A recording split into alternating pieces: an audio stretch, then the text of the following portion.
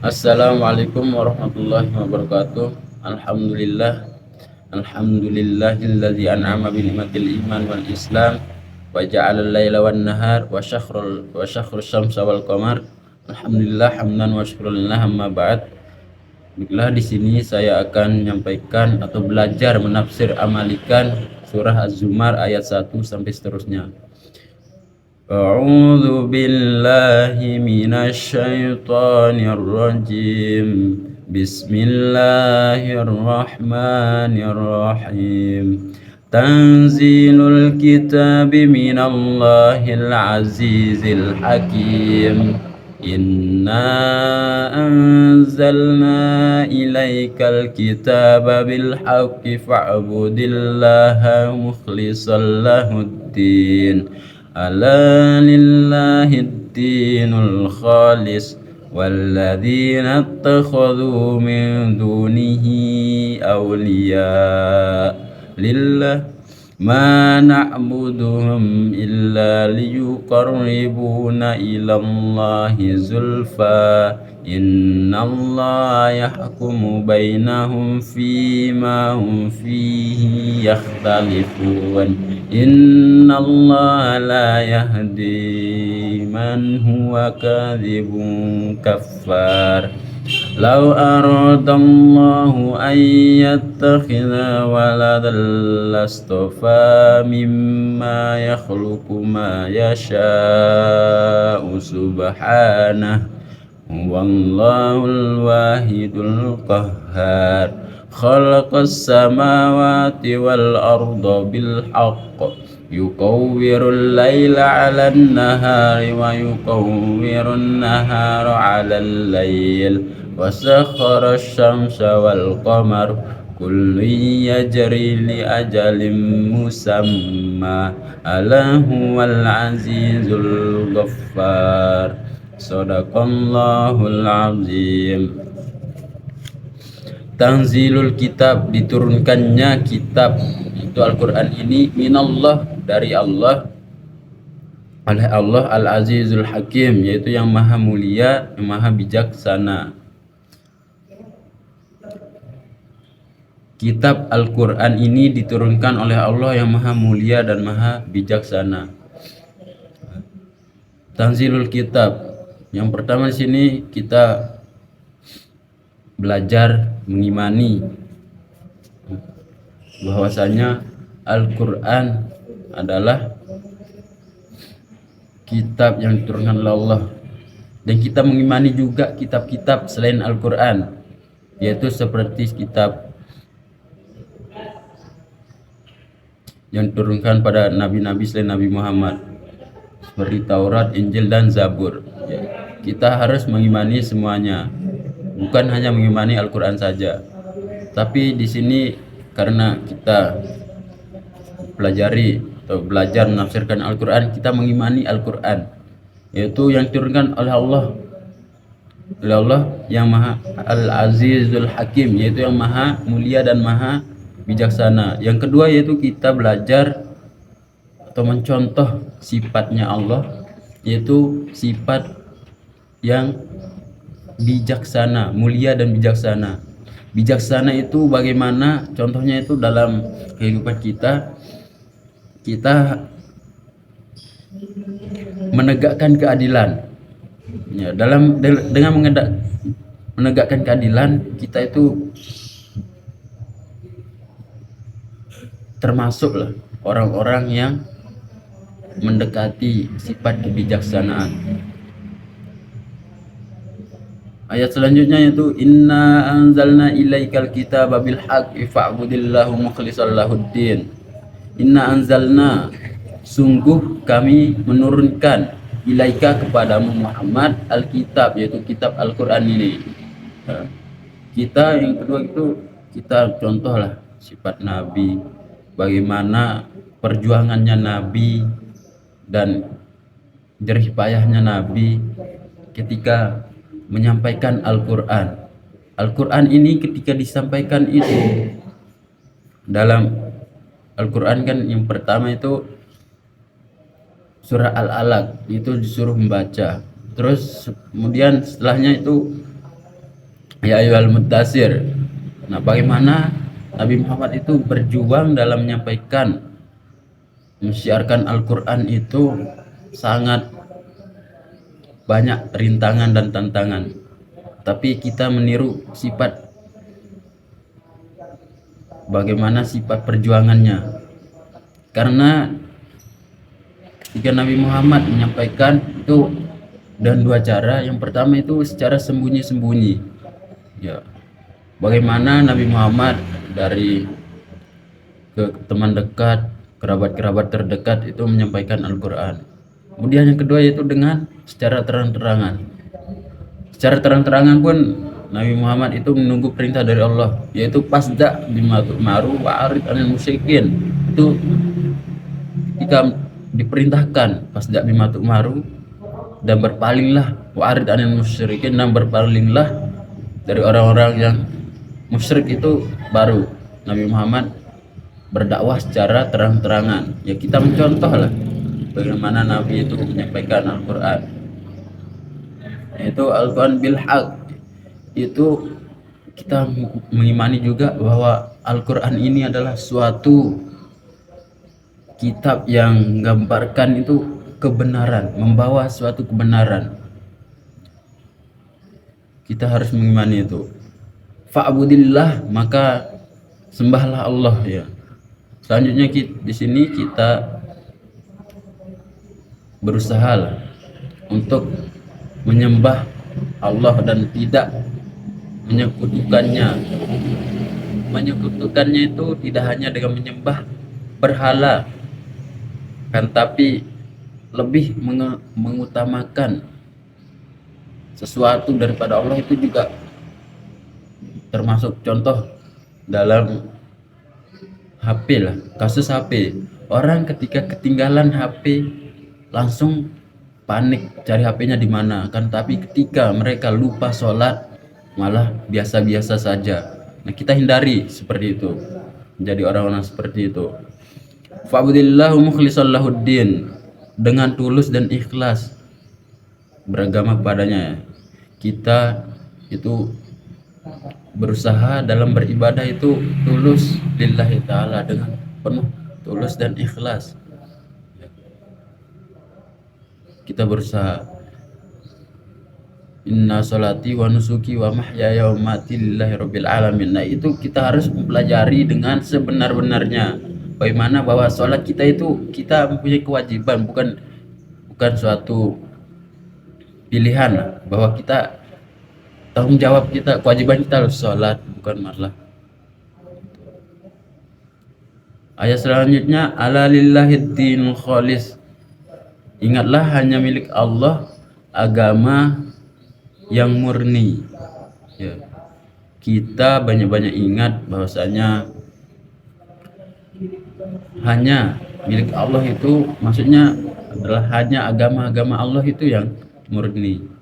Contoh, sebelum agama Islam datang kan ada agama seperti Yahudi dan Nasrani. Itu juga termasuk agamanya Allah atau agama samawi, yaitu agama yang dari langit. Ya. Berbeda dengan agama dari bumi itu seperti Konghucu lah, Katolik, Konghucu, Buddha. Nah, seperti itu.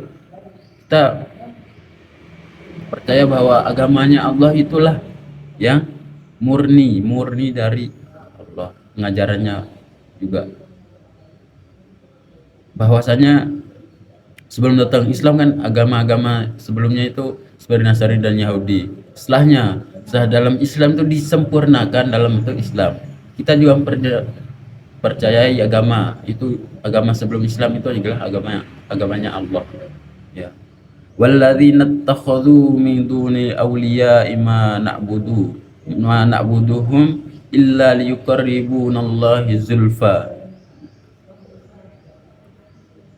Walladzina ittakhadhu, dan orang-orang yang mengambil di selain Dia pelindung, kami tidak menyembah mereka melainkan berharap agar mereka mendekatkan kami kepada Allah sedekat-dekatnya. Ya, kita di sini berusaha menjadi orang-orang yang dekat dengan Allah Subhanahu wa taala Maksudnya dekat itu dalam artian orang yang taat kepada Allah, orang yang disukai Allah, orang yang diamanahi Allah. Seperti ulama juga termasuk orang-orang yang dekat pada Allah. Kita berusaha menjadi orang-orang, kan, tapi kalau kita tidak bisa menjadi orang-orang seperti itu, kita mengikuti orang-orang yang dekat dengan Allah itu, mengikuti para ulama, para ahli ilmu lah. Kita mengikuti saja, itu termasuk orang yang dekat juga. Innallaha yahkumu bainakum fima hum fihi yakhtalifun. Sungguh Allah akan memberi putusan di antara mereka tentang apa yang mereka memperselisihkan, ya. Selanjutnya kita banyak-banyak ingat bahwasanya Allah itu pasti memberi suatu putusan atau jalan keluar ketika kita dalam kesusahan atau perselisihan, ya. Dalam Al-Quran juga dijelaskan fa inna ma'al usri yusran. Setelah kesulitan pasti ada kemudahan. Nah, ayat ini juga menjelaskan bahwasanya setiap ada perselisihan itu pasti ada solusinya, itu bagaimana. Kita meyakini itu. Kita banyak-banyak ingatlah bahwa Allah itu pasti akan mendatangkan suatu kemudahan bagi kita atau suatu solusi. Karena Allah juga tidak akan menguji hambanya itu sesuai dengan kapasitas mereka, semampu mereka. Innallaha la yahdi man huwa kadzibun kafar. Sungguh Allah tidak memberi petunjuk kepada orang-orang pendusta dan sangat ingkar. Itu kita meyakini bahwa Allah itu sangat berkehendak memberi petunjuk pada siapa yang Ia kehendaki.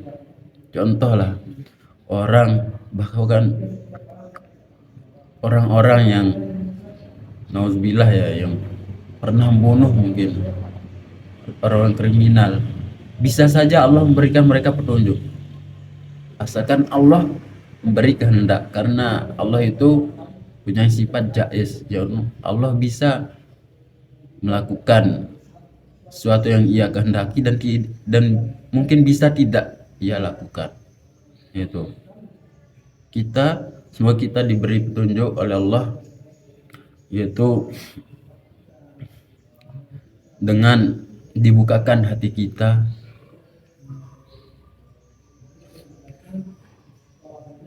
la yahdi man huwa kadzibun kafar, dan Allah tidak akan memberi petunjuk bagi orang-orang yang pendusta, orang kafir. Nah, itu kita hindari, termasuk orang-orang yang tertutup hatinya itu dari suatu kebenaran.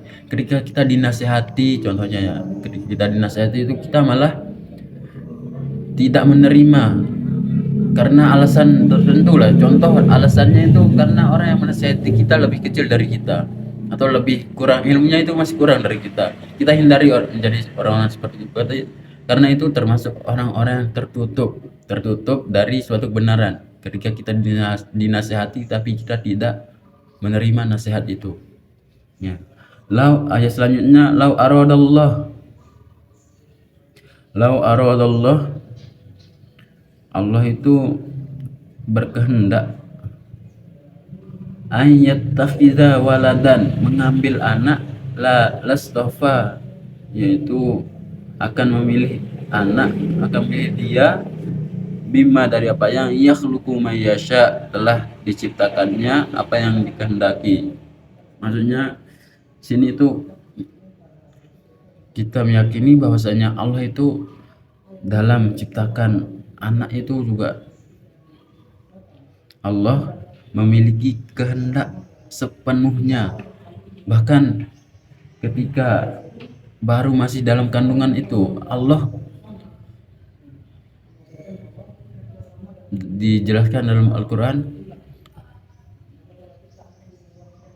alastu bi rabbikum qalu bala syahidna, apakah kamu bersaksi bahwa aku Tuhanmu?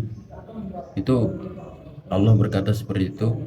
Qalu bala syahidna, bayi yang dalam kandungan itu pas ketika ruhnya ditiupkan itu qalu balasannya, ya saya bersaksi bahwasanya Allah itu adalah Tuhannya. Nah itu Allah itu berkehendak itu maksudnya berkuasa penuh dalam penciptaan manusia. Yakhluqu ma yasha, subhanah, maha suci dia, wallahul wahidul qahhar, dialah Allah yang maha esa dan maha perkasa. Ya, kita itu harus berusaha dalam mengesakan, mentauhidkan Allah, yaitu Allah itu maha satu, bukan dua, bahkan tiga, bukan tiga. Allah itu qul huwallahu ahad, itu Allah itu satu. Ya, kita berusaha tidaklah mensekutukan Allah Subhanahu wa taala dalam bentuk apapun, bukan hanya berhala. Ayat selanjutnya, khalaqas samawati wal ardu bil haq, dia menciptakan langit dan bumi dengan tujuan yang benar. Ya. Kita belajarlah dari penciptaan langit dan bumi, bagaimana Allah menciptakan langit itu tanpa tiang. Kita itu berusaha bertafakur agar kita itu lebih bersyukur karena bagaimana Allah itu telah menunjukkan kuasanya dalam penciptaan langit itu tanpa tiang. Sebuah bangunan aja tanpa tiang itu pasti roboh, tidak bisa berdiri. Tapi bagaimana langit itu bisa berdiri dari zaman sebelumnya, sebelum zaman Nabi Adam sampai sekarang tanpa tiang bisa berdiri. Kita banyak-banyaklah bersyukur, bertafakur tentang penciptaan langit dan bumi. Dan penciptaan bumi itu terdiri lautan dan daratan, itu bagaimana Allah menciptakannya itu, dan dengan begitu teraturnya, bahkan ada makhluk-makhluk di dalamnya. Bahkan di Al-Quran jelaskan bahwasanya langit, bulan dan matahari itu tidak bisa tabrakan karena mereka punya porosnya masing-masing lah, jalannya masing-masing. Itu diperintahkan oleh Allah. Ya, sifat kita selanjutnya itu kita mencontoh atau menirulah sifatnya alam atau sifatnya alam semesta, langit dan bumi, yaitu mereka itu bertasbih kepada Allah. Bertasbih itu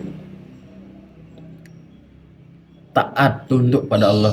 Kita sebagai manusia itu bisa memilih mau taat tidak, tapi kita berusaha untuk taat dan tunduk pada Allah, yaitu dan cara melaksanakan yang dilarang, yang diperintahkan, dan meninggalkan yang dilarang. Khalaqas samawati wal ardu bil haq, yukawwirul laila 'alan nahar, dan memasukkan malam atas siang, wa yukawwirun nahara 'alal lail, dan masukkan siang atas malam. Kita juga dalam ini mempelajari lah, berusaha mempelajari bagaimana dalam perpindahan antara malam ke siang dan siang ke malam itu, bahwasanya itu tidak bisa terjadi tanpa kuasanya Allah. Bagaimana Allah menjadikan malam, setelah malam itu terjadi siang, terjadi pagi dulu baru siang. Itu kita pikirkan secara akal manusia itu, bagaimana caranya itu.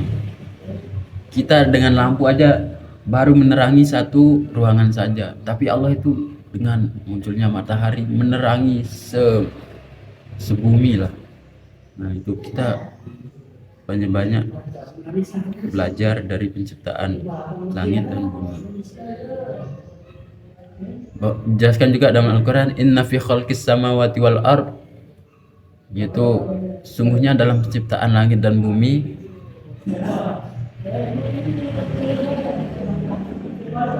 itu terdapat tanda-tanda kebesarannya Allah ya. Itu tapi bagi orang-orang yang ulul albab, yaitu orang-orang yang punya akal. Kita berusaha lah menjadi orang-orang ulul albab, itu orang-orang yang punya akal, orang yang berilmu, orang yang berakal. Karena penciptaan langit dan bumi itu adalah termasuk tanda-tanda kebesaran Allah Subhanahu wa taala. Wasakhkhara syamsa wal qamar, dan menundukkan matahari dan bumi. Ya, matahari dan bulan. Dijelaskan kan dalam Al-Qur'an itu di surat Yasin bahwasanya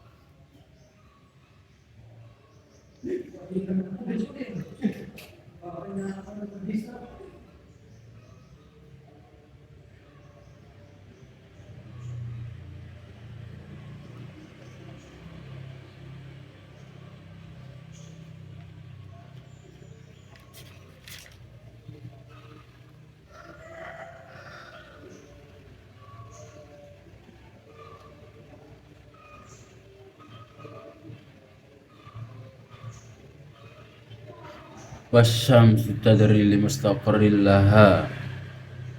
Ya, dalam surah Yasin, zalika taqdirul azizil alim.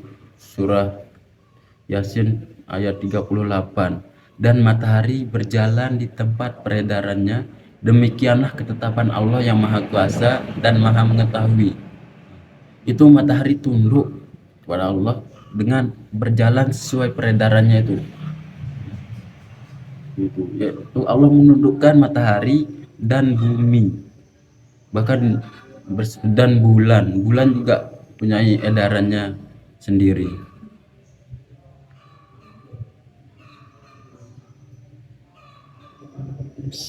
Dan kami telah tetapkan tempat peredaran bagi bulan, itu lasyamsu yanbaghi wal qamaru qaddarnahu manazil hatta adakal urjunil qadim. Dan telah kami tetapkan tempat peredaran bagi bulan, sehingga setelah ia sampai ke tempat peredarannya terakhir, kembalilah ia seperti bentuk tandan yang tua.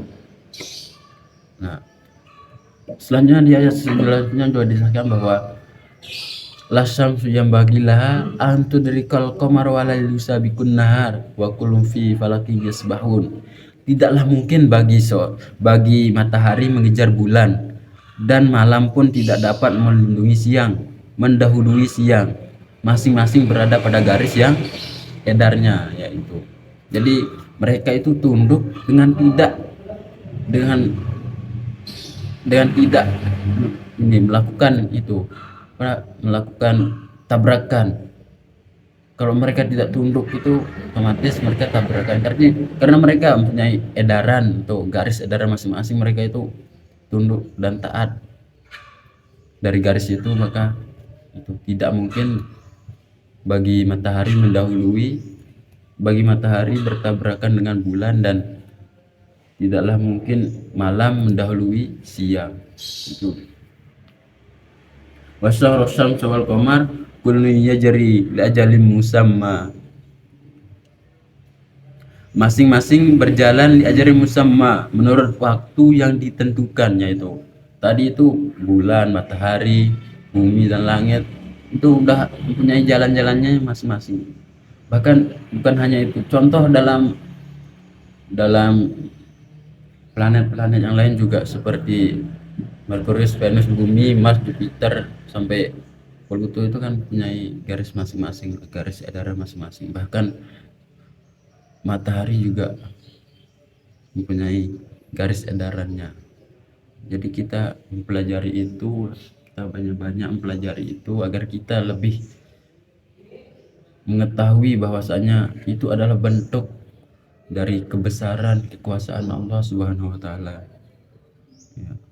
Ala huwal azizul ghaffar, dan ingatlah Dia yang maha mulia dan maha pengampun. kita contoh sifatnya Allah, yaitu Maha Pengampun. Bagaimana Allah itu pasti mengampuni orang-orang yang bertaubat, orang-orang yang meminta ampun kepadanya. Berbeda dengan kita, ketika seorang membuat kesalahan, kita mau minta maaf, mau memaafkan orang itu pasti ada rasa-rasa masih jengkel. Kita berusaha untuk memaafkan orang, bahkan kita berusaha agar kita memaafkan lebih dahulu sebelum mereka minta maaf, karena sifatnya Allah adalah Azizul Ghaffar, yaitu yang Maha Pengampun. Kita berusaha lah contoh sifatnya Allah.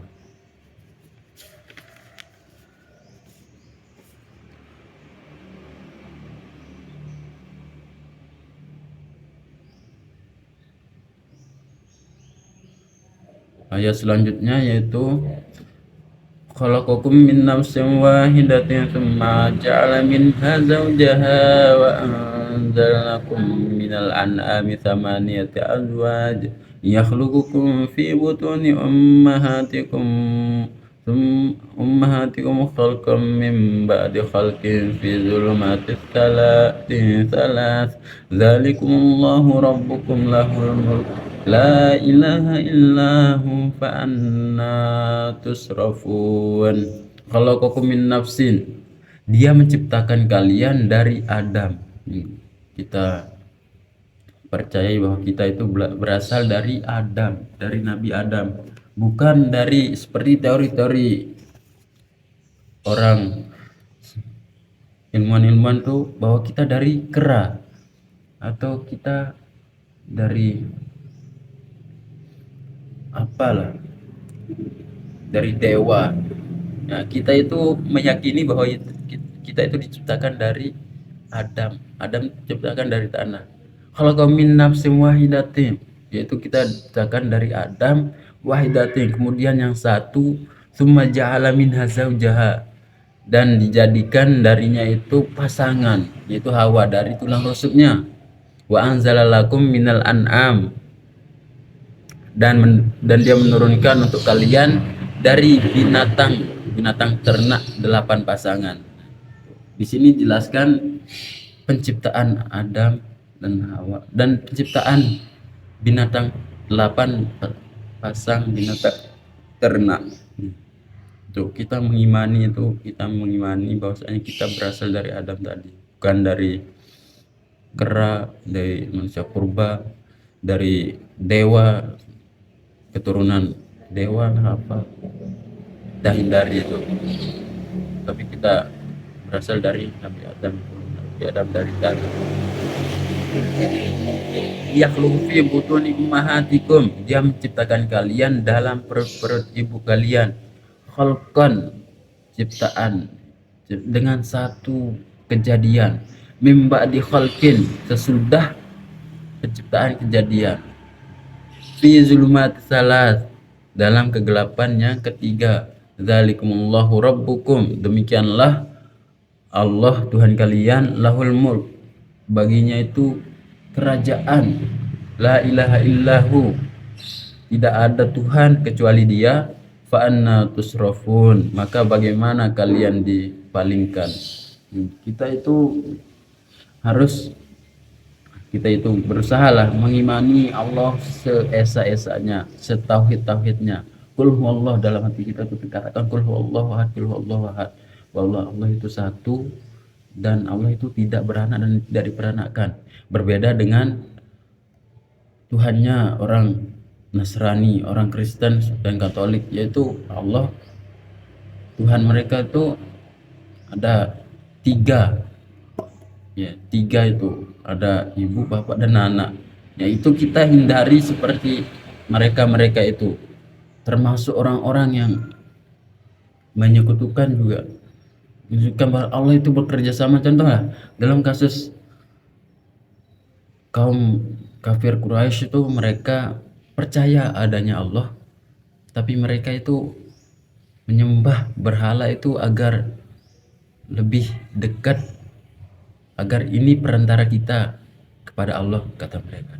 Saya menyembah Allah, tapi saya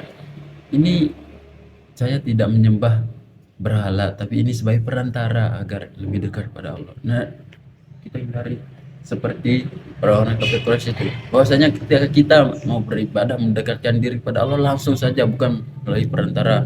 Mungkin dari batu ini atau pohon ini saya lebih dekat dengan Allah. Kita hindari termasuk orang-orang seperti itu.